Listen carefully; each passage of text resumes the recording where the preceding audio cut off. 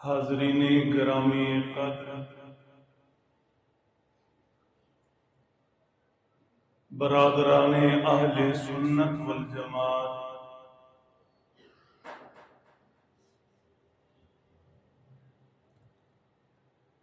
ربیع الاول کے شروع سے ہی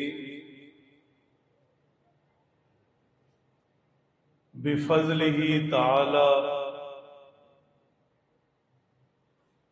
حضور پاک رحمت کائنات،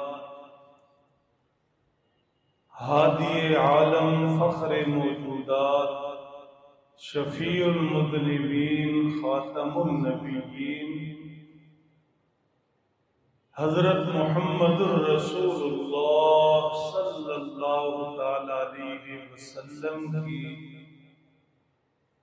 حیات مبارکہ کے مختلف پہلوؤں پر بات ہو رہی ہے۔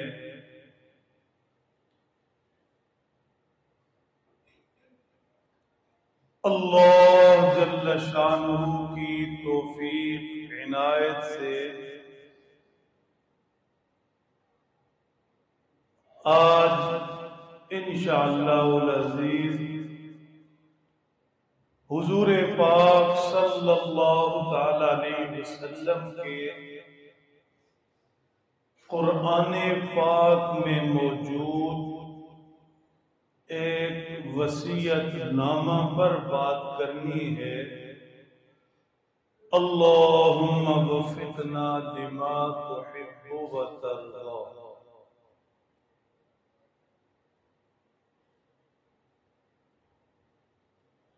وصیت عام طور پر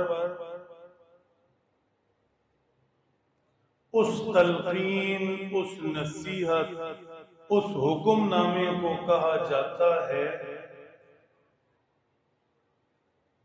جو دنیا سے جانے والا زبانی یا تحریری اپنے پچھلوں کے لیے چھوڑ جاتا ہے۔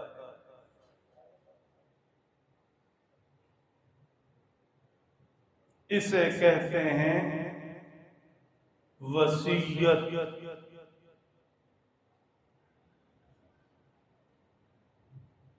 وصیت جانے والے کی گویا آخری خواہش ہوتی ہے، اس لیے بعد والے اگر اللہ نے انہیں تھوڑی سی سمجھ بھی دے رکھی ہے تو وہ جانے والے کی وصیت پر عمل ضروری سمجھتے ہیں۔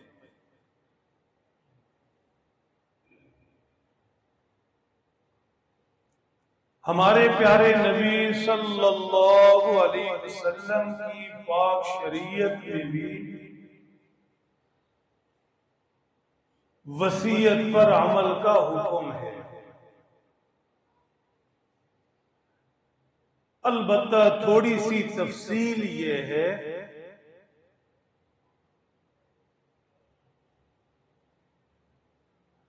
لین دین کے حوالے سے جانے والے کی وصیت ورثہ کے تہائی میں جاری ہوگی۔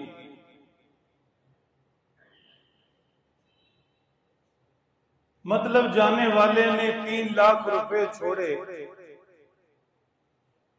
اور وصیت کر دی 1,10,000 کی، ادھار دینا ہے یا کسی کو دینا ہے، خیر کے دین کے کام میں دینا ہے، تو اب ورثاء پر ضروری ہے کہ تہائی میں تو بہر صورت وصیت پر عمل کریں۔ 3 لاکھ کا تہائی بنتا ہے لاکھ، یہ تو انہوں نے بہر صورت دینا ہے، نہ دیں گے وصیت کے مطابق تو گناہگار ہوں گے، دنیا سے جانے والے کے بھی مجرم اور اللہ کے بھی مجرم۔ تہائی سے جو زائد ہے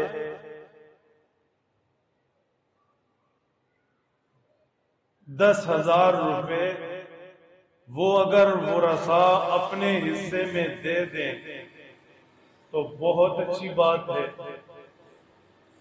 ایسے ہی انہیں کرنا چاہیے، لیکن اگر وہ تہائی سے زائد میں وصیت نہیں بھی دیتے تو بہرحال تہائی کے اندر اندر وصیت پر عمل ضروری ہے۔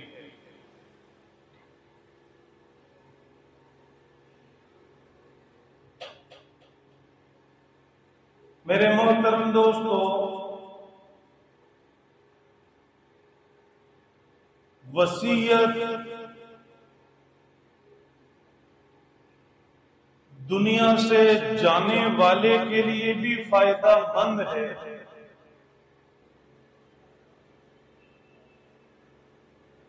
عرض یہ کر رہا ہوں وصیت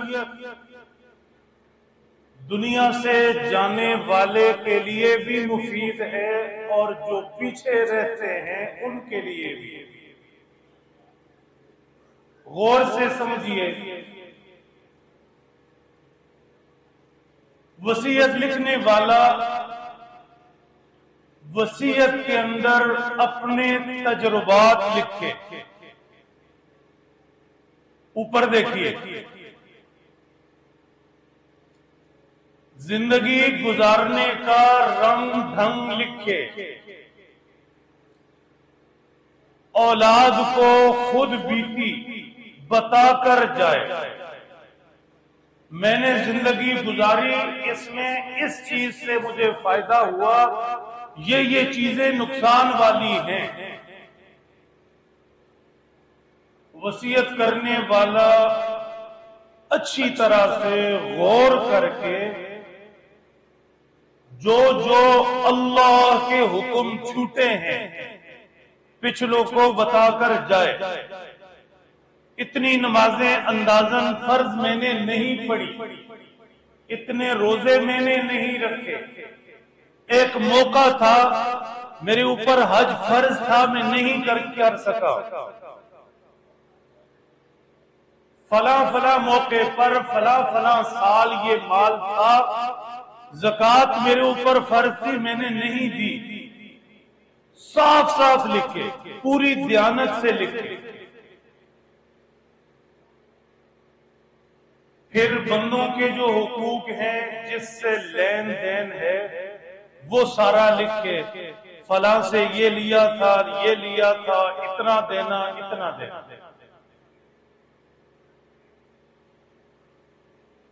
اس کے بعد اگر کچھ بچتی ہیں تو خواہشیں لکھے، میرے بعد یہ کرنا، یہ کرنا، یہ کرنا، یہ چیز فلاں کی، یہ فلاں کی، یہ فلاں کی، اتنا روپیہ پیسہ خیر کے کاموں میں لگانا، فلاں جگہ فلاں جگہ، پوری تفصیل کے ساتھ لکھے۔ اپنی تدفین کسی خاص جگہ چاہتا ہے وہ لکھے، کسی خاص بندے سے نماز جنازہ پڑھوانا ہے وہ لکھے۔ تو یہ ساری چیزیں وصیت کرنے والے کے بھی فائدے کی ہیں اور بعد والوں کی بھی۔ ظاہر ہے جانے والا اپنی 60-70 سالہ زندگی کے تجربات لکھ کر چھوڑ کر جاتا ہے تو اس کی اولاد کو ان تجربات سے فائدہ ہوگا۔ دنیا سے جانے والا اللہ کے جو حکم چھوڑے وہ لکھ کر جاتا ہے تو بعد والے ان کا کفارہ یا جو بھی شکلیں ہیں علماء سے پوچھ کر وہ پورا کریں گے۔ جو چیزیں بندوں سے لین دین کے معاملات ہیں، بعد والے وہ معاملات صحیح کریں گے، لین دین پورا کریں گے۔ پھر اس کی جو خواہشیں ہیں، اس کا مال کہاں کہاں خیر کے کاموں میں کتنا کتنا دیا جائے، کون غسل دے، کون جنازہ پڑھے، کہاں تدفین ہو، یہ سارا کچھ دنیا سے جانے والے کے فائدے کا بھی ہے اور پیچھے رہ جانے والوں کے فائدے کا بھی ہے۔ وصیت کے لیے بوڑھا ہونا ضروری نہیں، اس وقت جو حالات ہیں بوڑھے بھی مرنے کے لیے تیار نہیں ہیں، ٹھیک، اس لیے شاید یہ باتیں ہوا میں لگ رہی ہوں، اور جس کے 2 بال ابھی کالے ہیں وہ تو خود کو سمجھتے ہی جوان ہے۔ اس لیے عرض کر رہا ہوں، جوان بیٹھے بچے بیٹھے، وصیت کا تعلق عمر سے نہیں ہے کہ کوئی بوڑھا ہے مرنے والا ہے تو وصیت لکھے، اس وقت اسے اپنی ہوش نہیں، وصیت خاک لکھنی ہے۔ اس لیے وصیت کے لیے کوئی کاغذ، کوئی کاپی، کوئی ڈائری مستقل سرہانے پڑی ہو، جب بھی کوئی چیز ذہن کے اندر آئے اسے نوٹ کر لے، بچوں کو گھر والوں کو بتاتا رہے یہ میری ڈائری ہے، یہ میری وصیت نامہ ہے، اس کو اچھے طریقے سے دیکھنا ہے۔ پھر اس میں ترمیم بھی ممکن ہے، حذف و اضافہ بھی ممکن ہے۔ سال پہلے ایک چیز ذہن میں آئی تھی، وصیت میں لکھ دی تھی، اب اسے ختم کر دے، کاٹا مار دے۔ کوئی نئی چیز ذہن میں آئی وہ لکھ دے۔ سرہانے وصیت والی کاپی، رجسٹر، وصیت نامہ پڑھا رہے، لکھتا رہے، دیکھتا رہے۔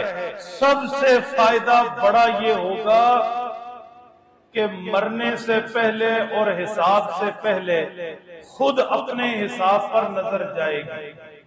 ہوش سے بیٹھیے۔ وصیت نامے میں لکھ رہا ہے کہ جب اتنی نمازیں نہیں پڑھی، فلاں موقع پر حج فرض تھا نہیں کیا، زکوٰۃ نہیں دی، فلاں کے اتنے پیسے دینے، اتنا فلانے کا حق میرے ذمے، اور یہ ساری چیزیں لکھ رہا ہے، ساتھ ساتھ دیکھ رہا ہے، تو زندگی کے اندر ہی اللہ اسے توفیق دیں گے کہ ان کا ازالہ کر لے گا، اور ورثاء خدا جانے کس حال میں ہوں گے، خود ہی اپنے ذمے اللہ اور بندوں کے حقوق پورے کر کے چلا جائے گا۔ وصیت دیکھتا رہے گا، لکھتا رہے گا، بدلتا رہے گا، سرہانے پڑی رہے گی، تو سمجھے گا کہ میں مرنے کی چیز ہوں، میں نے مرنا ہے۔ مرنے کے بعد جا کر جب حساب دینا ہے، اور وہاں پر حساب کی درستگی کا بھی موقع نہیں، بھاگنے کا بھی موقع نہیں، انکار کا بھی موقع نہیں، کوئی سفارش کرنے والا بھی نہیں، کچھ لے دے کر جان چھوٹنے والی بھی نہیں، تو آج ہی اپنا بقایا ختم کر لوں۔ کوشش کریں گے، وصیت نامہ لکھنا شروع کریں گے۔ کب؟ 2080 میں۔ آج سب نے مرنا ہے، بچے بوڑھے جوان، کوئی وقت نہیں ہے۔ میرے محترم دوستو، حضرت مولانا مفتی شفیع عثمانی رحمت اللہ تعالی علیہ بڑی علمی روحانی ہستی گزرے ہیں۔ آپ نے لکھا، وصیت تاکیدی حکم کو کہتے ہیں۔ تاکیدی حکم، حکم تو بہرحال حکم ہے، لیکن تاکیدی حکم وہ ہوتا ہے کہ جو عام حکم سے زیادہ پکا ہو۔ فرما صحابہ کرام رضی اللہ تعالیٰ عنہ اجمعین آپس میں بات چیت کرتے ہوئے فرمایا کرتے تھے، اگر کسی نے اللہ کے پیارے نبی صلی اللہ علیہ وسلم کا مہر لگا ہوا وصیت نامہ دیکھنا ہے تو قرآن پاک کی یہ 3 آیتیں دیکھ لے۔ ہوشیار، وصیت کے متعلق چند باتیں عرض کی ہیں، وہ میرے اور آپ کے لیے ہیں۔ یہ وصیت نامہ کسی عام بندے کا نہیں، کسی عام کتاب، کاپی، رجسٹر پر لکھا نہیں، یہ وصیت نامہ ہے اللہ کے حبیب صلی اللہ علیہ وسلم کا۔ لکھا کہاں ہے؟ قرآن پاک میں، جس کا لفظ لفظ وحی الہی بن کر اترا، اور کوئی اس میں شک و شبہ نہیں۔ رسول خدا صلی اللہ علیہ وسلم کا وصیت نامہ 3 آیتوں میں، غور کرتے جائیں، یہ آیتیں ان کا نور دل میں بیٹھتا جائے گا۔ پہلی آیت شریفہ ارشاد فرمایا قل تعالوا اتل ما حرم ربكم علیکم، اے ہمارے حبیب صلی اللہ علیہ وسلم اپنی امت سے فرمائیں ادھر آؤ، یہ توجہ دلانے کے لیے ہے۔ آپ کو اللہ لے جائے حج و عمرہ کے لیے تو وہاں ایک دوسرے کو آپ دیکھیں گے، عرب بلاتے ہیں تعال، ٹھیک تعال، یہ اللہ بلا رہے ہیں مجھے اور آپ کو مخاطب کر کے۔ قرآن پاک کے ذریعے ہر زمانے کا انسان اللہ اسے اپنی طرف متوجہ فرما رہے ہیں، تعالو، پیارے حبیب صلی اللہ علیہ وسلم اپنی امت سے فرمائیں ادھر آئیں، سب کو اکٹھا کریں، جوڑیں، ہماری بات سنیں۔ پیارے نبی صلی اللہ علیہ وسلم امت کو اکٹھا کر کے ان سے فرمائیں قل تعالوا اتل ما حرم ربکم علیکم، ادھر آؤ تمہیں سناؤں اللہ نے تمہارے اوپر کون کون سی چیزیں حرام کی ہیں، کون کون سی چیزیں اللہ نے تمہارے اوپر حرام کی ہیں، آؤ میں بتاتا ہوں۔ یہ رسول اللہ صلی اللہ علیہ وسلم کا وصیت نامہ ہے، وصیت نامہ۔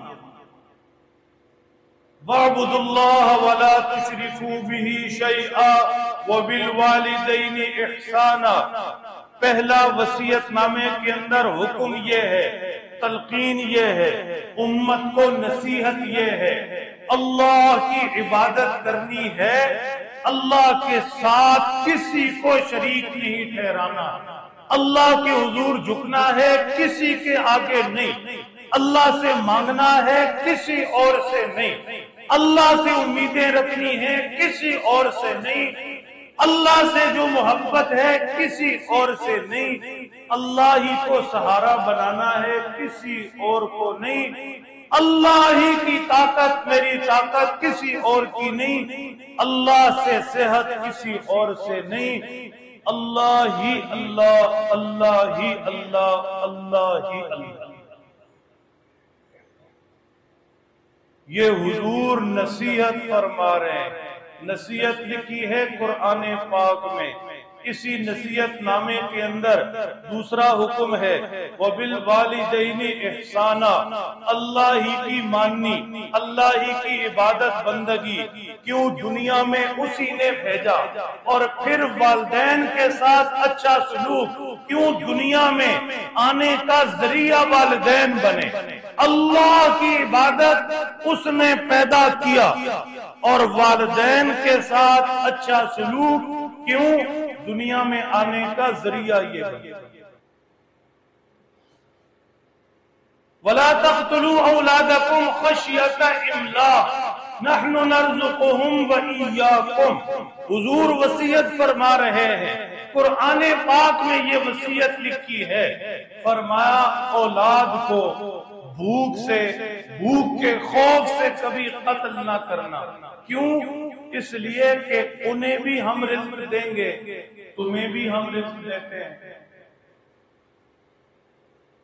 یہ سوچ کر کہ زیادہ بچے ہوں گے تو کھائیں گے کہاں سے، پئیں گے کہاں سے، ان کے دوسرے اخراجات کیسے پورے ہوں گے، کبھی بھی نہیں، یہ سوچ دماغ میں لانی ہی نہیں، اس لیے کہ معیشت سے پریشان وہ ہو جس نے معیشت کا بوجھ اپنے کندھوں پر اٹھا رکھا ہے، جو خود چاہتا ہے یا سمجھتا ہے کہ ہم معیشت کو صحیح کریں گے اور ہم ہی کر رہے ہیں، جو سمجھتا ہے کہ میری معیشت آئی ایم ایف سے جڑی نہیں، میری معیشت تو اوپر سے جڑی ہے، میرا رزق تو اوپر سے آتا ہے، میرے حالات کا تعلق تو اوپر سے ہے، میری غربت امیری میرا رزق سب کچھ اوپر سے ہے، میرا معاملہ آئی ایم ایف کے بجائے اوپر سے صحیح ہوگا تو صحیح ہوگا ورنہ نہیں، تو فرمایا تمہیں بھی ہم رزق دے رہے ہیں، اولاد کو بھی ہم نے رزق دینا ہے، تو رزق کے خوف سے اولاد کو قتل مت کرنا، یہ وصیت بتائی جا رہی ہے، رسول پاک کی وصیت ہے، قرآن پاک میں لکھی ہے۔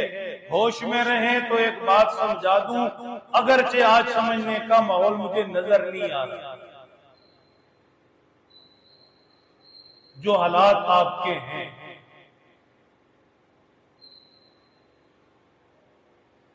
جب یہ بات آتی ہے کہ اولاد کو قتل نہیں کرنا، ایسے آپ اور میں لا تعلق ہو کر بیٹھے، توبہ توبہ توبہ، یہ کوئی ہمارا کام تھوڑی ہے۔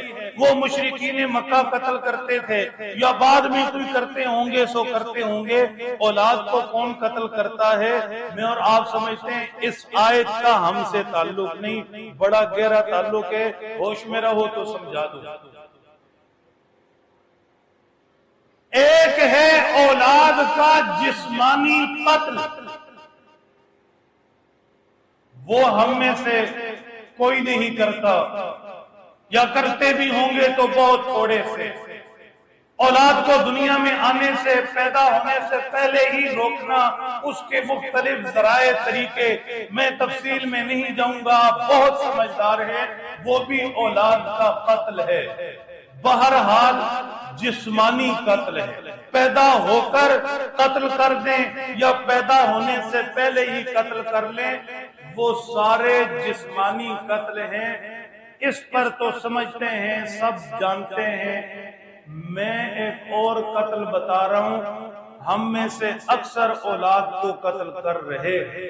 نماز پڑھنے والے، مسجد میں بیٹھنے والے، جمعہ پڑھنے والے، خود دین پر 100% عمل کرنے والے بھی اس قتل میں شریک ہیں جو میں عرض کرنے لگا ہوں۔ وہ کیا؟ حضرت مولانا مفتی شفیع عثمانی رحمت اللہ علیہ نے صراحت سے لکھا اور فرمایا، ایک اولاد کا قتل ہے جسمانی، اور ایک اولاد کا قتل ہے ایمانی اور دینی۔ جسمانی طور پر اولاد کو پیدا ہونے کے بعد ہی کھلا رہے ہیں، پلا رہے ہیں، سردی گرمی دھوپ چھاؤں ہر چیز کا خیال رکھ رہے ہیں، جسمانی طور پر اولاد کو تگڑا کر رہے ہیں، صحت مند کر رہے ہیں، پال پوس رہے ہیں، لیکن اولاد کی ایمانی زندگی کو شروع دن سے قتل کر رہے ہیں، دینی زندگی کو شروع دن سے قتل کر رہے ہیں۔ بچہ جیسے ہی دنیا میں آیا، ماں گناہ کرتے اسے دودھ پلا رہی ہے، والد جو اس کے لیے دوائی لا رہا ہے حرام کے پیسے کی لا رہا ہے، بچے کا رزق اس کے پیٹ میں بچپن سے ہی جو چیزیں جا رہی ہیں حرام سے جا رہی ہیں۔ پھر بچہ جوں جوں بڑا ہوتا ہے، اس کی کوئی دینی تربیت نہیں، اسے آزاد چھوڑ دیا جاتا ہے، جس ماحول کے اندر جائے اسی میں رنگا جائے۔ ایمان کی کیا سطح ہے، کیا کیفیت ہے، دین پر کس حالت کے اندر ہے، عمل ہے نہیں ہے، کتنا ایمانی دینی رجحان ہے، کوئی غور نہیں کرتا۔ جسم بناتے بناتے اولاد کو شی جوان بنا دیا، اور ایمانی حساب سے دیکھا ہی نہیں اولاد کی پرورش کیسے ہو رہی ہے، کس حالت میں۔ حضرت مفتی صاحب نے فرمایا جسمانی قتل کریں نہ کریں اس سے فرق نہیں پڑتا، اس لیے کہ جان نے جانا ہی جانا ہے، قتل ہو کر جائے بستر مرگ پر جائے، اپنے وقت پر جائے گی، 50 سال بعد جائے، 60 سال بعد جائے، اپنے وقت پر مرنا ہے۔ جسمانی قتل اتنا بڑا نہیں جتنا ایمانی اور دینی قتل ہے۔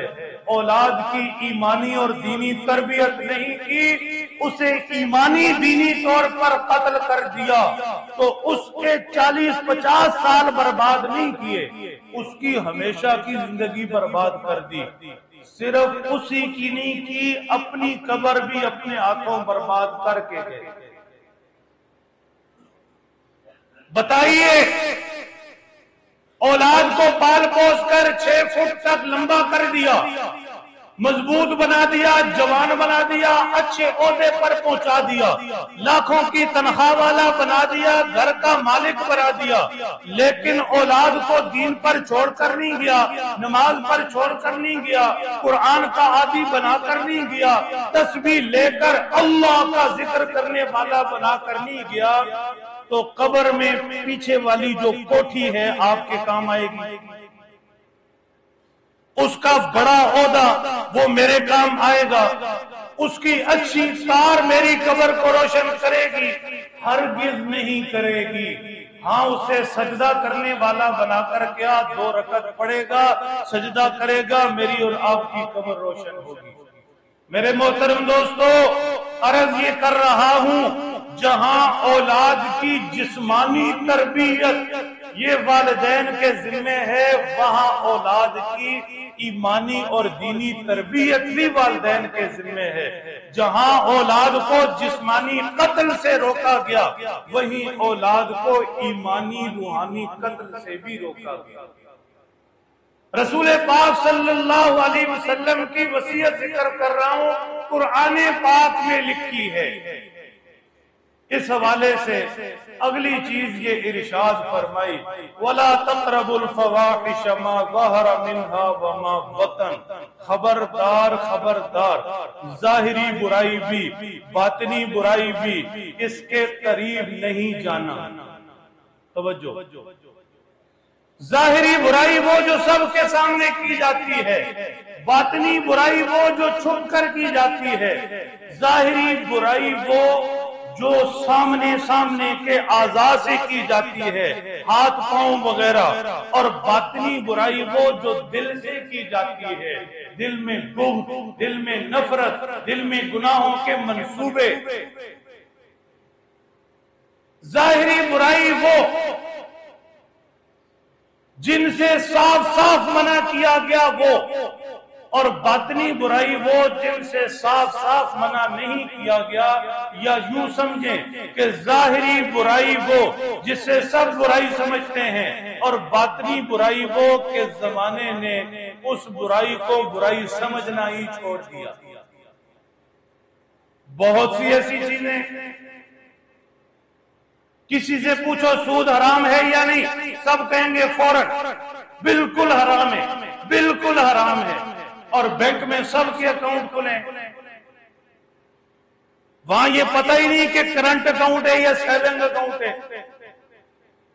اکثر و بیشتر سیونگ اکاؤنٹ چل رہے ہیں، سود کیا جا رہا ہے، ویسے سود حرام ہے، تو اس کو حرام سمجھنے ہی چھوڑ دیا۔ ہر چوتھا بندہ انشورنس کروائے بیٹھا ہے، پتہ بھی ہے سب کچھ، پھر بھی یہ سود نہیں، یہ انشورنس ہے۔ ایسی بے شمار برائیاں ہیں، گھر کے اندر وہ ڈبہ سا لگا ہوا ہے۔ اب تو یہ گناہ نہیں ہے نا 2024 میں، ہے ہی نہیں، سمجھا ہی نہیں جا رہا، دماغ میں ہی نہیں کہیں یہ گناہ ہے۔ میرے محترم دوستو، فرمایا اللہ کے پیارے نبی صلی اللہ علیہ وسلم نے امت کو وصیت کرتے، قرآن میں یہ ساری وصیتیں لکھی ہیں۔ صحابہ فرماتے ہیں حضور کی وصیتیں پڑھنی ہوں تو ہم یہ 3 آیتیں پڑھتے تھے۔ مضمون لمبا ہے، توجہ پوری چاہیے۔ فرمایا برائی کے قریب بھی نہیں جانا۔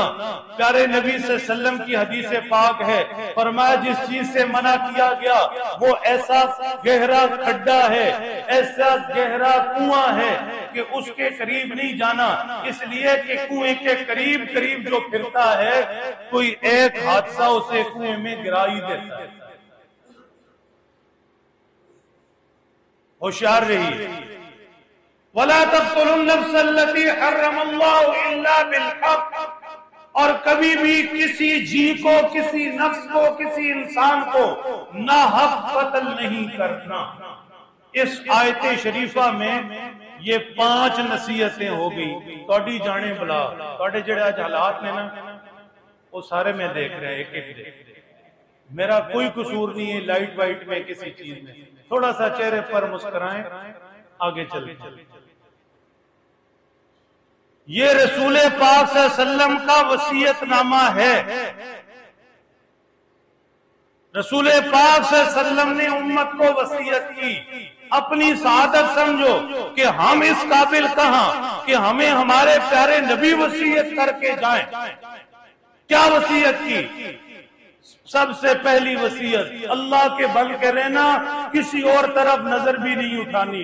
دوسری وصیت کی والدین سے اچھے رہنا، اچھا سلوک کرنا۔ تیسری وصیت یہ فرمائی اولاد کو بھوک کے خوف سے قتل نہیں کرنا۔ تفصیل میں نے بتا دی، جسمانی قتل سے برا ایمانی قتل ہے۔ پھر فرمایا پوری توجہ چاہیے، بے حیائی کے قریب مت جانا۔ پانچویں نصیحت کی ناحق قتل نہیں کرنا۔ یہ تھوڑے سیل مک نہیں گئے تھے، آگے چلیے دوسری آیت شریفہ ہے، ہوشیار پوری توجہ۔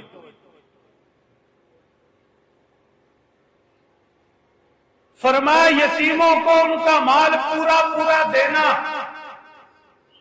لا تقربوا مال الیتیم الا باللتی ہی احسن حتی یبلغ اشدہ۔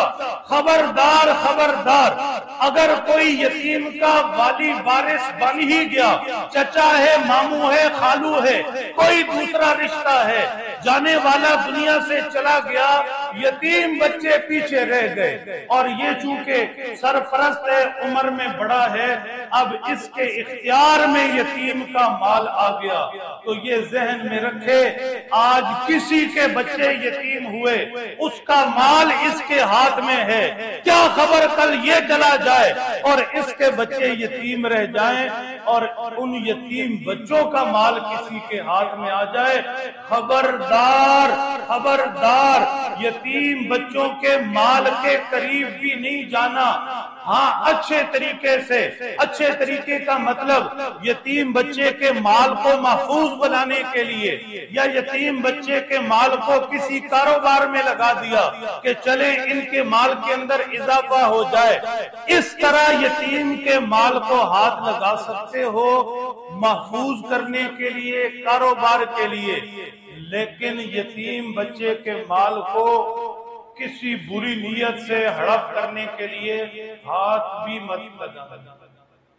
اگر آپ ہوشیار ہیں تو بات سمجھیں، خداوند قدوس نے دیگر جو حرام مال ہیں، سود حرام، رشوت حرام، بہن بھائیوں کا حق کھانا حرام، ایسے اور طریقے جو حرام مال کے ہیں قرآن پاک میں ذکر ہیں، لیکن یتیم کے مال کا معاملہ جب آیا تو اللہ کا غصہ ہی اور ہو گیا۔ ذرا ہوشیار پوری توجہ۔ ان الذين يأكلون اموال اليتامى ظلما انما يأكلون في بطونهم نارا۔ آیت شریفہ کی طرف پھر جاؤں گا، ایک باریک بات بتا دوں، پوری توجہ۔ عام طور پر یتیم کا مال کھانے کے حوالے سے نیتاً ہم میں سے کوئی بھی تیار نہیں ہوتا، لیکن بسا اوقات بے خبری کے اندر میں اور آپ نہ چاہتے ہوئے بھی لا علمی میں یتیم کا مال کھا رہے ہوتے ہیں۔ پوری توجہ۔ بے خبری میں جو جان بوجھ کر کھائے، بری نیت سے کھائے، ایسوں کی بھی کمی نہیں، لیکن جو یتیم کا مال کھانا برا سمجھتا ہے وہ بھی کھا رہا ہے۔ کیسے؟ بسا اوقات دنیا سے جانے والا دنیا سے گیا، پیچھے بیوہ اور بچے رہ گئے، یتیم بچے، چچا نے، ماموں نے، سرپرست نے، محلے داروں نے جنازے سے پہلے ماشاءاللہ 5 دیگیں بریانی کی آرڈر کر دی، اور بعد کے اندر اس کا بل بیوہ کو دے دیا کہ یہ اس موقع پر میں نے دیگیں پکائی تھی، یہ حساب دینا ہے۔ تو وہ تھا یتیم کا مال۔ کسی نے اپنی طرف سے مہمانوں کا اکرام کیا، ان کی خدمت کی، وہ معاملہ الگ ہے، لیکن عموماً ایسے ہوتا ہے کہ جانے والا دنیا سے گیا، پیچھے ہیں یتیم بچے، بریانی کی جو 5 دیگیں ہیں یہ میت کے مال سے ان کو دیا جائے گا۔ سانس جیسے ہی اکھڑی، اب مال میت کا اپنا بھی نہیں ہے، وہ وراثت میں گیا، یتیموں کا مال بن گیا۔ بریانی کھاتے ہوئے خیال کیا کرو، دیکھ بھال کر لیا کرو، پوچھ تاچھ کر لیا کرو، ایسے نہیں کہ جہاں تمبو ٹینٹ لگا ہوا دیکھو بیٹھ جاؤ، یتیم کا مال نہ ہو۔ یتیم کے مال پر اللہ کو غصہ ہی اتنا ہے، آیت شریفہ دیکھیے حیران ہو جائیے، کسی اور حرام مال پر ایسے لفظ نہیں، یتیم کے مال پر ہے۔ فرمایا ان الذین یأکلون اموال الیتامی ظلما، جو لوگ ناجائز یتیم کا مال کھاتے ہیں، یأکلون فی بطونہم نارا، وہ پیٹ کے اندر بریانی اور روٹی اور سالن نہیں ڈال رہے، وہ پیٹ کے اندر جہنم کی آگ بھر رہے۔ یہ قرآن پاک ہے۔ اس لیے وصیت فرمائی یتیم کے مال کے قریب بھی نہیں جانا، یتیم کے مال کے قریب بھی نہیں جانا۔ اور پھر وصیت فرمائی، حضور کی وصیتیں ذکر ہو رہی ہیں، وَأَوْفُوا الْكَيْلَ وَالْمِيزَانَ بِالْقِسْطِ لَا تُكَلَّفُ نَفْسًا إِلَّا وُسْعَهَا، ماپ تول پورا کرنا، ڈنڈی نہیں مارنا۔ یہ کس کی وصیت ہے؟ رسول پاک صلی اللہ علیہ وسلم کی۔ یہ وصیتیں کہاں لکھی ہیں؟ قرآن پاک میں۔ صحابہ فرماتے حضور کی وصیتیں پڑھنی ہوتی تو یہ 3 آیتیں پڑھتے تھے۔ اے امت محمد، ڈنڈی مارنا صرف یہ نہیں ہے کہ اس نے کلو کی جگہ پونا کلو ڈال دیا، آدھا کلو ڈال دیا، یا معاف کرتے ہوئے 2 گز کی جگہ 1.5 گز دے دیا۔ عام طور پر سمجھا جاتا ہے ماپ تول تو یہی ہے، صرف یہ نہیں ہے، ہر معاملے میں ڈنڈی مارنا، ہر معاملے میں ڈنڈی مارنا، دفتر کی طرف سے یا کسی دکان پر ملازمت یا کسی فیکٹری میں ملازمت، 8 گھنٹے کام کرنے کی تنخواہ دی جا رہی ہے، اب 8 گھنٹے کو ساتھ لینا یا 6 گھنٹے لگانا یا وہاں بیٹھ کر کام نہ کرنا، یا مالک کو یا سرکار کو جہاں بھی ملازم ہے کام کے اندر ڈنڈی مارنا، یہ سارا اس میں داخل ہے۔ اگر صرف ماپ تول ہو پھر تو یہ کرانے والے، یہ کپڑے والے ہمارے پٹھان بھائیوں کا ہی مسئلہ ہے، ٹھیک، ہم سارے تو پھر بیغم ہیں۔ ایسے نہیں، ہر معاملے کے اندر ڈنڈی مارنا، دھوکہ دینا، بتانا کچھ، دینا کچھ، سنانا کچھ، اور مال کے اندر ہیرا پھیری کرنا۔ پراپرٹی والے بھی کئی دوست بیٹھے ہیں، ٹھیک ہے، میں بھی ان کے پاس بیٹھتا ہوں اور حیران ہو جاتا ہوں کہ جب یہ بندے کو بتاتے ہیں وی آئی پی مکان ہے اور اس میں یہ اور یہ اور یہ اور یہ، تو شروع میں جب یہ وی آئی پی نہیں سمجھتا تھا، مکان دے سن کر میں بھی پریشان ہو جاتا، میں کہا پتہ نہیں کنہ کو وی آئی پی چنگی چوڑا ہے۔ اس لیے جو ہے جیسا ہے ویسے بتاؤ۔ عرض کر رہا ہوں ڈنڈی مارنا صرف یہ نہیں ہے ماپ تول کے اندر کہ کلو کی جگہ پونا کلو ایسے دینا، ہر معاملے کے اندر۔ تندور والے ہنس رہے ہیں کہ ہم تو نہیں، آپ بھی ہیں، ہوشیار، پوری توجہ، جو وزن ہے وہی روٹی کا دینا، جتنی پکانی ہے اتنی پکا کر دینی۔ ٹھیک میرے محترم دوستو، یہ وصیتیں ہیں، یہ نصیحتیں ہیں، یہ احکامات ہیں، یہ تلقین ہیں، معمولی ہستی کی نہیں، محبوب خدا کی وصیتیں ہیں، معمولی کتاب کاغذ پر لکھی نہیں، قرآن پاک میں لکھی ہیں۔ یہ حضور کی ساری وصیتیں امت کے لیے، میں اور آپ کے لیے۔ آگے چلیے، وقت نہیں ہے، ہوشیار رہے پوری طرح۔ وَإِذَا قُلْتُمْ فَعْدِلُوا، جب بھی بولو تو عدل سے کام لو، انصاف سے کام لو۔ یہاں بھی یہ تصور کہ انصاف کرنا صرف جج ہی کا کام ہے، نہیں میرے دوستو، جو چیز بھی ظلم تک پہنچائے وہ ناانصافی ہے، اور جو چیز بھی ظلم میں رکاوٹ بنے وہ انصاف ہے۔ ہوشیار، ایک واقعہ ہوا، دیکھنے والوں نے دیکھا، اب اسے اتنا ہی بیان کریں جتنا واقعہ ہے، مرچ مسالہ نہ لگائیں۔ پوری گواہی دے، ٹھیک گواہی دے، کسی فریق کی طرفداری مت کرے۔ رپورٹ لکھنے والے اتنی ہی رپورٹ لکھیں، ایف آئی آر کے اندر کوئی چیز اپنی طرف سے اضافی نہ لکھیں۔ دعویٰ کرنے والا بھی، الزام لگانے والا بھی پوری انصاف سے بات لکھے۔ ہوشیار رہو، اوپر دیکھو، ظلم صرف قاضی نہیں کرتا، میں اور آپ بھی کر رہے، نمازیں پڑھنے والے بھی کر رہے، دیندار لوگ بھی کر رہے۔ آج کل عدالتیں، فیملی کورٹس ساری بھری کی بھری ہے۔ 70% فیملی کیسز چل رہے، بیٹھے وکیل صاحب یہاں بھی، دوست اور بھی آپ کے جاننے والے ہوں گے، پوچھیں 100 اگر کیس لگتے تو 70 فیملی کے، میاں بیوی کی لڑائی کے۔ اور وہ کیس کیوں ہیں؟ وکیل صاحب ناراض نہ ہونا، وہ کیس اس لیے ہیں کہ گلشن کا کاروبار چلتا رہے۔ بات سمجھو، گلشن کا کاروبار چلتا رہے، بھاگ لگے رہیں، رونقیں ہوتی رہیں۔ دو بندے اپنی رونقوں کے لیے لوگوں کو پھنساتے ہیں۔ ایک یہ میرے دوست وکیل ہے، بات اتنی سی ہوتی ہے، کھینچ کر اتنا کرتے ہیں۔ یہ طریقہ بتاتے ہیں کہ نہیں، یہ دعویٰ بڑا کمزور ہے، تم یہ بھی لکھو کہ جب وہ گھر سے ناراض ہو کر گئی تھی تو نال 5 تولے سونا بھی لے۔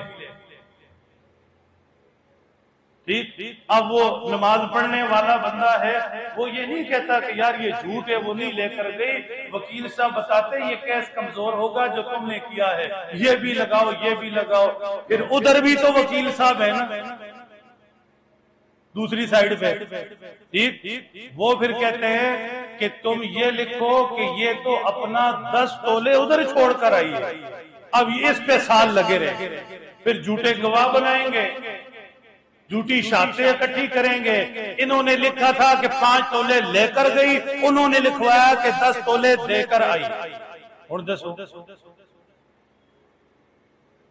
ایک یہ طبقہ لوگوں کو لڑا کر پریشان کر کے لوٹ رہا ہے، ہم لوٹنے کے لیے تیار ہیں، اور دوسرے یہ جو جعلی پیر صاحبان، عامل صاحبان بیٹھے ہوئے، ان کا کام بھی لوگوں کو پریشان کرنا، ہراس کرنا، جھوٹ بولنا، اور ہر ملاقات پر ٹرک کی نئی بتی کے پیچھے لگا۔ جادو ہو گیا، جن آ گئے، ادھر سے آ گئے، ادھر سے آ گئے، اس نے بھیج دیے، اس نے چھوڑ دیے، ستارے اب نہیں مل رہے جی، رزق فلانے نے باندھ دیا، اور یوں ہو گیا۔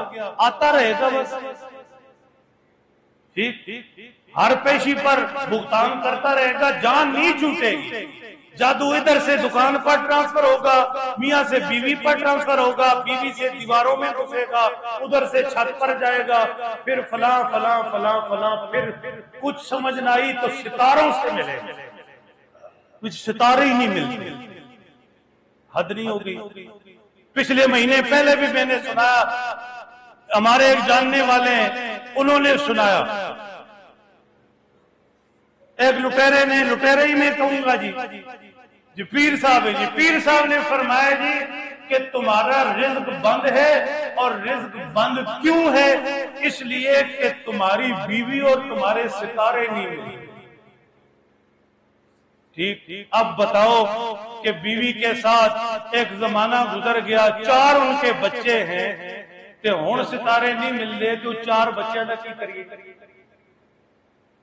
اس بچی بیچاری کا کیا قصور؟ وہ 4 بچوں کو لے کر کہاں جائے؟ یہ بے وقوف زمین پر بیٹھ کر ستارے ملا رہا ہے۔ بے وقوف وہ نہیں، بعض لوگ مجھ سے آ کر کہتے ہیں جی فلانے کے پاس گئے کام نہیں ہوا، میں کہا اس کا ہوا یا نہیں؟ کہتے جی سمجھ نہیں آئی، میں کہا کتنے پیسے دیتے سر؟ کہتے جی 10,000، میں کہا ادھا ہو گیا 13 صحیح تو کہہ رہا ہوں، وصیت فرما دی وَإِذَا قُلْتُمْ فَاعْدِلُوا، جب بھی بولو انصاف سے کام لو۔ عدل صرف جج کے ذمے نہیں، میں اور آپ بھی انصاف والے فیصلے تک پہنچانے میں اپنا کردار ادا کریں۔ مت دے جھوٹی گواہی، مت سنے جھوٹی گواہی، مت بنائے کیس کے اندر جھوٹی دفعہ، مت سنے، سمجھا دے پیار محبت سے، نہیں وکیل صاحب فیصلہ میرے حق میں ہو یا نہ ہو، میں جھوٹ نہیں کہوں۔ پھر فرمایا یہ رسول پاک صلی اللہ علیہ وسلم کی نصیحتیں ہیں، قرآن پاک میں لکھی ہیں، ایک ایک نصیحت عجب، بعہد اللہ اوفو، بعہد اللہ اوفو، اللہ کے ساتھ وعدہ پورا کرنا۔ یہ کون نصیحت کر رہا ہے؟ رسول اللہ صلی اللہ علیہ وسلم۔ کہاں ہیں یہ نصیحتیں؟ قرآن پاک میں۔ کس کے لیے یہ نصیحتیں؟ میرے اور آپ کے لیے۔ اللہ سے کیا وعدہ پورا کرنا۔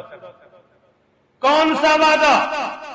اللہ نے سب روحوں کو پیدا کر کے پوچھا تھا الست بربکم، کیا میں تمہارا رب ہوں یا نہیں؟ میں اور آپ پوری انسانیت کی روحوں نے وعدہ کیا تھا اللہ آپ ہی رب، آپ ہی پالنے والے، آپ ہی سب کچھ، آپ ہی سے امیدیں، آپ ہی سے محبت، آپ کی جگہ کوئی دوسرا نہیں۔ اب یہ وعدہ پورا کرنا۔ یہ نصیحتیں کس کی؟ ساڈی جانے بلا۔ یہ نصیحتیں کس کی؟ یہ نصیحتیں کہاں لکھی؟ یہ نصیحتیں کس کے لیے ہیں؟ میں اگر آپ متوجہ ہوں تو آخری مرتبہ پیچھے سے لا رہا ہوں۔ پہلی نصیحت اللہ کی عبادت، دوسری نصیحت والدین سے اچھا سلوک، تیسری نصیحت اولاد کو بھوک کے خوف سے قتل نہیں کرنا، چوتھی نصیحت بے حیائی برائی کے قریب نہیں جانا، پانچویں نصیحت ناحق قتل نہیں کرنا، چھٹی نصیحت یتیم کے مال کے قریب بھی نہیں جانا، ساتویں نصیحت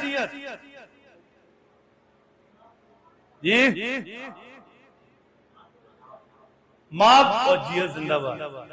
تول میں کمی نہیں کرنا، آٹھویں نصیحت انصاف عدل سے کام لینا، نویں نصیحت اللہ سے وعدہ کیا پورا کرنا۔ کتنی ہوئی؟ ذرا اونچی آواز سے نہیں گن کے سنتا، کتنی ہوئی؟ 9۔ 10ویں سن لو، آخری نصیحت ہے، 10ویں اور آخری نصیحت۔ پوری طرح ہوشیار باہر والے دوست بھی، آج اندر ایسی نہیں، گرمی زیادہ ہے، آپ سے زیادہ مشکل بیٹھے، آپ ٹھنڈی ہواؤں میں مسکراتے رہیں۔ یہ بات کی اہمیت سمجھے، میں بار بار دوہرا رہا ہوں، رسول پاک صلی اللہ علیہ وسلم کی نصیحتیں ہیں، ان کی وصیتیں ہیں، ان کی تلقین ہیں۔ 9 کی طرف اشارہ کر دیا، 10ویں اور آخری وَأَنَّ هَذَا صِرَاطِي مُسْتَقِيمًا فَاتَّبِعُوهُ وَلَا تَتَّبِعُوا السُّبُلَ فَتَفَرَّقَ بِكُمْ عَنْ سَبِيلِهِ۔ میری امت، میری امت، میری امت، تم ہو مسافر، تم ہو رستے پر چلنے والے، تم نے ایک منزل تک پہنچنا ہے، خبردار میرا رستہ مت چھوڑنا، میرے پیچھے پیچھے آتے جانا، میرے رستے کے مسافر رہنا، خبردار میری امت میرا رستہ چھوڑ کر کسی اور رستے تک مت جانا۔ وہ جو تمہیں جنت چاہیے وہ میرے رستے پر چل کر ملے گی، وہ جو تمہیں اللہ کی رضا چاہیے وہ میرے رستے پر چل کر تمہیں ملے گی، وہ جو تمہیں جنت کی نعمتیں، حور و قصور، دودھ شہر کی نہریں چاہیے وہ میرے رستے پر چل کر تمہیں ملے گی، وہ ہمیشہ کی جوانی، ہمیشہ کی خوشیاں، وہ ہمیشہ کی صحت، وہ کبھی نہ ختم ہونے والے مزے اور مرضی کی زندگی میری امت میرے رستے پر چل کر ملے گی۔ میرا رستہ کبھی نہ چھوڑنا، نصیحت کی جا رہی ہے، میرا رستہ کبھی نہ چھوڑنا، میرا رستہ میرا دین ہے، میرا رستہ میرا قرآن ہے، میرا رستہ میری سنت ہے، میرا رستہ میری ادائیں ہیں، ادائیں۔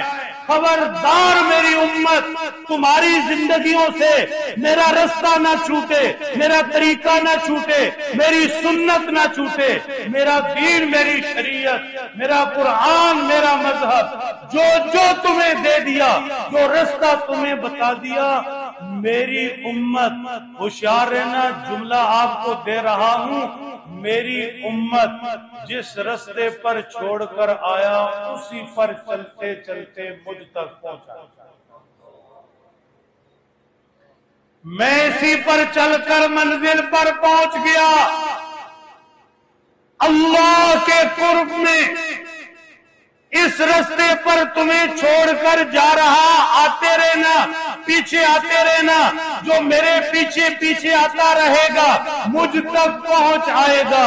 1.25 لاکھ صحابہ کرام رضی اللہ تعالیٰ عنہ مجمعین، حضور نے جس رستے پر چھوڑا بال برابر بھی اس رستے سے دائیں بائیں نہیں ہوئے۔ کیسے؟ ایک صحابی کسی محفل میں ہیں، مذاکرات ہو رہے ہیں، یہود و نصارہ کا وفد سامنے بیٹھا ہے، وزراء مشراء بڑے لوگ سامنے بیٹھے ہیں، کھانا کھایا جا رہا ہے۔ صحابی کے ہاتھ سے لقمہ گر گیا، لقمہ اٹھا کر صاف کر کے کھانے لگے۔ پاس والے نے کہا حضرت یہ لوگ بڑا مایوب سمجھیں گے، لقمہ زمین پر گرا اور آپ کھانے لگے۔ کہا اچھا یہ مایوب سمجھیں گے، اچھا پہلے تو صاف کر کے اچانک منہ میں ڈال لیتے کھا لیتے، لیکن پھر ایسے نہیں کیا، زمین پر گرا لقمہ اٹھایا، یوں فضا میں بلند کیا، میری طرف دیکھو، اور صحابی نے جملہ بولا اتترکو سنت حبیبی لہؤلاء الہمقاء، کیا میں ان بے وقوفوں کی وجہ سے پیارے نبی کی سنت چھوڑ دوں؟ کیا میں ان بے وقوفوں کی وجہ سے پیارے نبی کی سنت چھوڑ دوں؟ کیا میں ان بے وقوفوں کی وجہ سے پیارے نبی کی سنت چھوڑ دوں؟ صحابہ نے حضور کی سنت کو کیا سمجھا؟ صحابہ نے حضور کے چھوڑے رستے کو کیا سمجھا؟ صحابہ اس رستے پر کیسے چلے؟ خدا بندے قدوس نے ان کے لیے جنتیں لکھ دی، اولئک اصحاب الجنہ ہم فیہا خالدون، یہ حضور کے پیارے حضور کی جماعت ہیں ہی جنت کے حقدار، ہمیشہ اس میں رہنے والے۔ پھر تابعین اس رستے پر چلے، پھر محدثین اس رستے پر چلے، پھر فقہاء اس رستے پر چلے، امام اعظم ابو حنیفہ رحمۃ اللہ علیہ، امام شافعی، امام مالک، امام احمد بن حنبل رحمۃ اللہ تعالی علیہم، پھر اولیاء اللہ ان کے رستے پر چلے۔ یہ سارا قافلہ اس رستے پر گامزن، فرمایا صراط الذین انعمت علیہم، امت تم بھی ان کے پیچھے چلتی رہے۔ ہوشیار رہیں، ہوشیار، رستہ ایک ہوتا ہے، منزل بھی ایک ہوتی ہے، بدلتا کون ہے؟ چلنے والا۔ بدلتا کون ہے؟ مسافر بدلتا ہے۔ اچھا سیدھا رستہ جائے تو دائیں بھی گلی اور بائیں بھی گلی، دائیں بھی گلی اور بائیں بھی گلی۔ ہوشیار رہنا ہوتا ہے، دائیں بائیں مڑنا نہیں ہوتا۔ جس نے منزل تک پہنچنا ہے وہ چسکے بھی نہیں لگاتا کہ ذرا اس گلی میں مڑ کے دیکھ لوں اور ذرا اس گلی میں مڑ کے دیکھ لوں، وہ سیدھا چلتا ہے تو منزل پر پہنچتا ہے۔ میرے محترم دوستو، رستہ ایک ہی، رسول خدا صلی اللہ علیہ وسلم کا رستہ، منزل ایک ہی، اللہ کے پاس پہنچنا، جنت میں جانا۔ حضور رستہ چھوڑ گئے، پیچھے 1.25 لاکھ صحابہ آئے، رستہ وہی تھا، مسافر چلتے رہے، یہ چھوڑ کر چلے گئے، رستہ وہی تھا، پیچھے محدثین آئے، اس رستے پر چلتے رہے، چلے گئے، منزل تک پہنچ گئے، پیچھے فقہاء آ گئے، رستہ وہی تھا، پیچھے چلتے گئے، یہ رستہ منزل تک پہنچ گئے۔ پھر ان فقہاء کے مقلدین، امام اعظم ابو حنیفہ، جن کے نامی سے میں اور آپ منسوب، جنہوں نے ہمیں وہ رستہ دکھایا، قرآن و سنت کی دولت بخشی، سمجھایا بجھایا، اس طریقے اس رستے پر چلایا، ہم پیچھے پیچھے چل رہے ہیں۔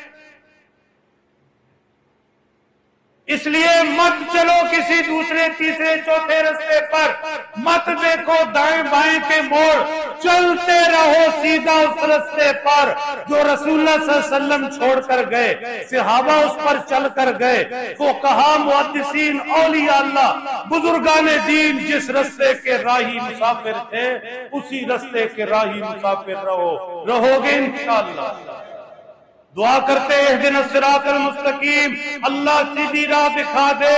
اللہ پھر فرماتے قرآن مسجد میں موجود، حدیث مسجد میں موجود، لیکن ہر ایک نہ قرآن سمجھتا نہ حدیث سمجھتا، آسان طریقہ بتا رہا ہوں۔ صراط مستقیم مانگنے والے، صراط الذین انعمت علیہم، رستہ تو تمہیں دے دیا گیا، جن لوگوں پر میں نے انعام کیا، میرے پیارے نبی، صحابہ، میرے پیارے محدثین فقہا، میرے پیارے اولیاء اللہ، بزرگان دین، تو بھی اس رستے پر چل۔ نقشے پر چلنا آسان ہے یا رستے میں کوئی بندہ مل جائے اور اسے منزل کا پتہ ہو، پہلے سے گیا ہو، اس کے ساتھ چلنا آسان ہے؟ ساتھ چلنا۔ بہرحال نبی پاک صلی اللہ علیہ وسلم نے ایک مرتبہ صحابہ کو بٹھایا، سارے گول دائرے میں بیٹھ گئے۔ کیا زمانہ تھا؟ حضور نے ریت پر خط کھینچا، یوں لمبا خط کھینچا، یوں لمبا خط۔ صحابہ حیران سے دیکھ رہے، حیرت سے۔ پھر حضور نے ایک خط ٹیڑھا سا دائیں کھینچا، پھر ایک خط ٹیڑھا سا بائیں کھینچا۔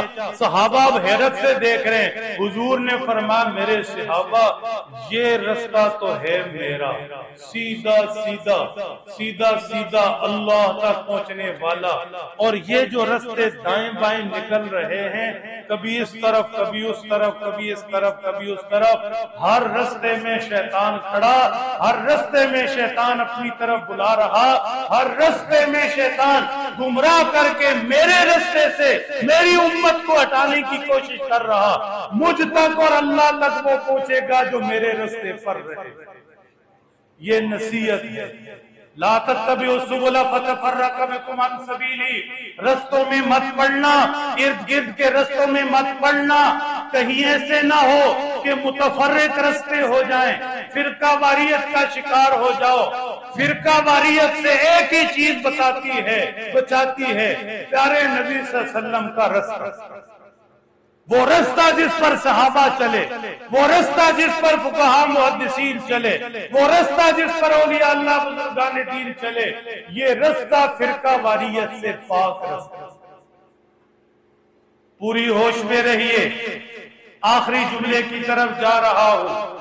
رسول پاک صلی اللہ علیہ وسلم کی 10 نصیحتیں، 10 وصیتیں، 10 احکامات قرآن پاک میں لکھے، امت کے لیے چھوڑ کر گئے۔ سب سے آخری نصیحت ذکر کر دی۔ حضور نے فرمایا میرے رستے پر رہنا، ہٹنا نہیں۔ حضور نے قرآن پاک میں ہی اپنے رستے کی طرف ایک اور اشارہ بھی کیا، صرف چند سیکنڈ کے لیے۔ فرمایا میری امت ھذہ سبیلی ادعو الی اللہ، میرا رستہ ایک ہی، مسافر بدلتے رہتے ہیں، میرا رستہ کیا؟ میں اللہ کی طرف بلاتا ہوں۔ میرا رستہ کیا؟ میں سجدے پر امت کو لاتا ہوں۔ میرا رستہ کیا؟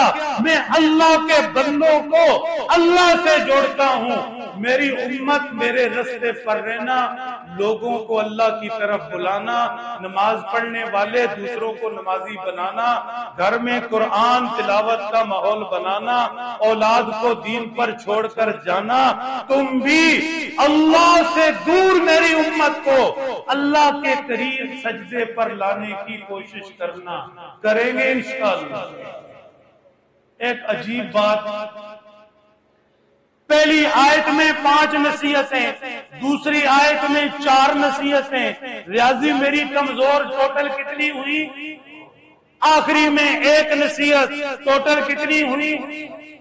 لیکن پہلی آیت کے آخر میں فرمایا ذالکم وصاکم بہ لعلکم تعقلون، دوسری آیت کے آخر میں فرمایا ذالکم وصاکم بہ لعلکم تذکرون، تیسری آیت کے آخر میں فرمایا ذالکم وصاکم بہ لعلکم تتقون۔ حیرت، پہلی آیت میں فرمایا یہ تمہیں وصیت کی جا رہی ہے، شاید تم عقل کرو۔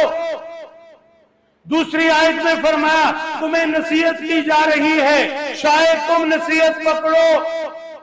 تیسری آیت میں فرمایا تمہیں نصیحت کی جا رہی ہے، شاید تم بچ جاؤ۔ یہ سیڑھیاں ہیں تینوں، تینوں سیڑھیاں ہیں، میری طرف دیکھیں، گارنٹی سے 1 منٹ میں بات ختم۔ پہلی سیڑھی عقل، ہوش سے کام لو، عقل سے کام لو، بیوقوف تھوڑی ہو، مرنا نہیں ہے۔ کیا ارد گرد لوگ مر نہیں رہے؟ کیا تم جنازے نہیں پڑھتے؟ کیا کفنا کر ویرانے میں کفن نہیں کرتے؟ کیا اسے ویرانے میں چھوڑ کر آتے نہیں؟ کیا کوئی ایک آج تک ان میں سے واپس لوٹا ہے؟ عقل نہیں ہے، عقل نہیں ہے۔ یہ کہا جائے، یہ اللہ کہہ رہے ہیں، یہ رسول اللہ صلی اللہ علیہ وسلم کی نصیحت ہے، یہ قرآن ہے۔